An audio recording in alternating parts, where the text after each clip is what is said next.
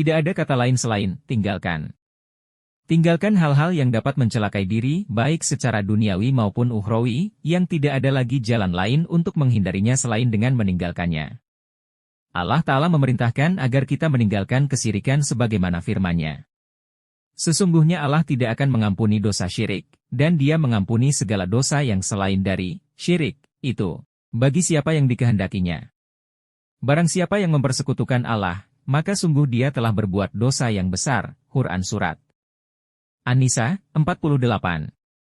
Namun, apabila kita tinggal di tempat sarang praktik kesyirikan, setiap orang-orang yang hidup di sekitar kita sulit untuk meninggalkan penyakit batin yang paling akut itu. Dakwah menyeru kepada tauhid dan sunnah pun diabaikan. Tidak ada obat memang, selain doa untuk kebaikan mereka. Maka, tinggalkanlah tempat itu, berhijrahlah ke tempat yang lebih baik. Allah Ta'ala mewajibkan kita mengikuti jalan yang ditunjukkan oleh utusannya Shallallahu alaihi wasallam, khususnya dalam perkara ukhrawi sebagaimana firman-Nya, barang siapa yang mentaati Rasul itu, sesungguhnya dia telah mentaati Allah. Dan barang siapa yang berpaling dari ketaatan itu, maka kami tidak mengutusmu untuk menjadi pemelihara bagi mereka. Quran Surat An-Nisa, 80.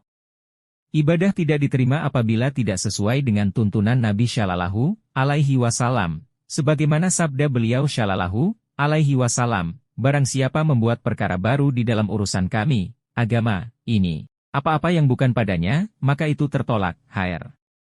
Bukhari No. 2697 dan Muslim No.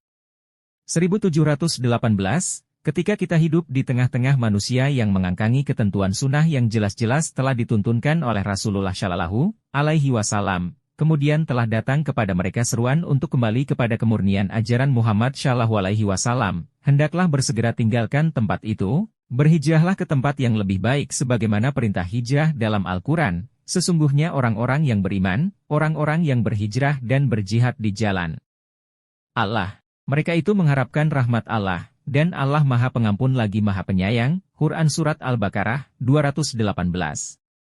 Allah Ta'ala telah menerangkan secara gamblang kepada hambanya, apa yang boleh dan tidak boleh dikerjakan.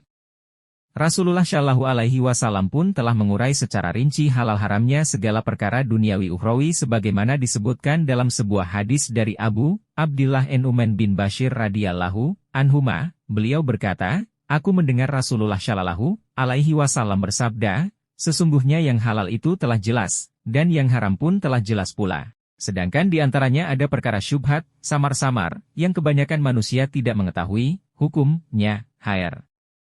Al-Bukhari dan Muslim.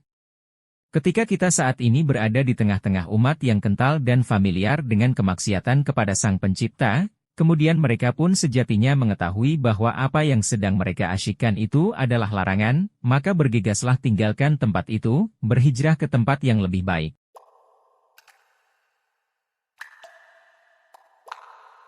Jika kita pertahankan hidup di tempat yang demikian, dikhawatirkan perlahan tapi pasti kita akan mengikuti jejak mereka, waliyadzubillah.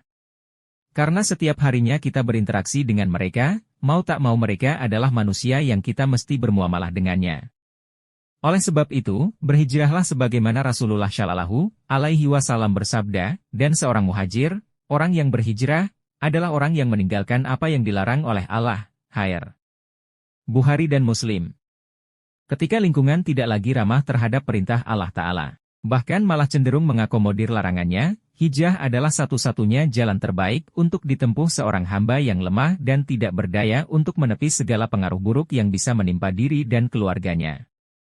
Oleh karena itu, terima atau tidak mereka, orang-orang yang hidup di sekeliling kita, adalah teman saudara kita yang setiap hari bertatap muka dan saling bertegur sapa dengan kita. Sedangkan dalam timbangan syariat bahwa agama seseorang itu dapat dinilai dari sisi agama temannya. Hal ini sebagaimana sabda Rasulullah Shallallahu alaihi wasallam, agama seseorang itu sesuai dengan agama teman dekatnya. Hendaklah kalian melihat siapakah yang menjadi teman dekatnya. Hr. Abu Daud dan Tirmidzi. Dinilai syahih oleh Syekh Al-Albani dalam silsilah Syahihah No. 927.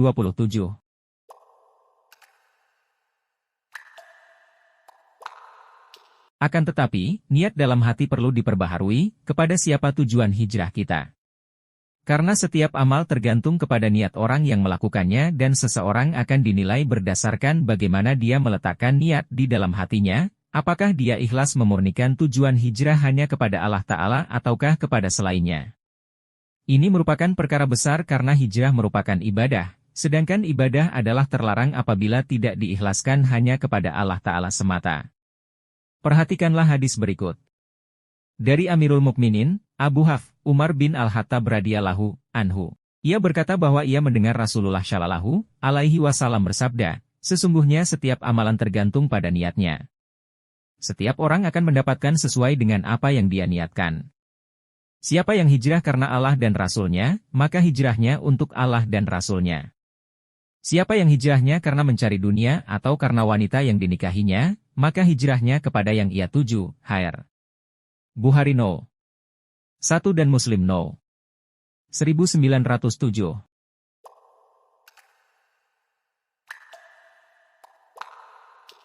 Sumber ekonomi merupakan hal yang paling dikhawatirkan oleh seorang hamba apabila hendak berhijrah meninggalkan lingkungan yang tidak lagi bersahabat dengan syariat Allah. Padahal berhijrah dengan niat lillahi ta'ala akan membuka pintu rezeki sebagaimana firman Allah.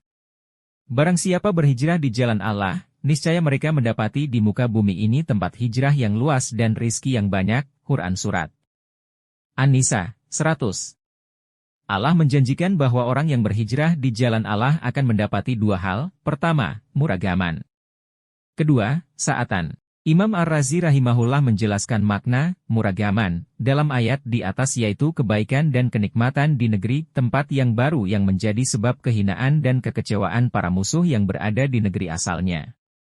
Karena ketika orang di negeri asal mendengar berita bahwa kenikmatan dan kebaikan yang ia dapatkan di negeri asing tersebut mereka akan merasa malu atas buruknya muamalah yang mereka berikan.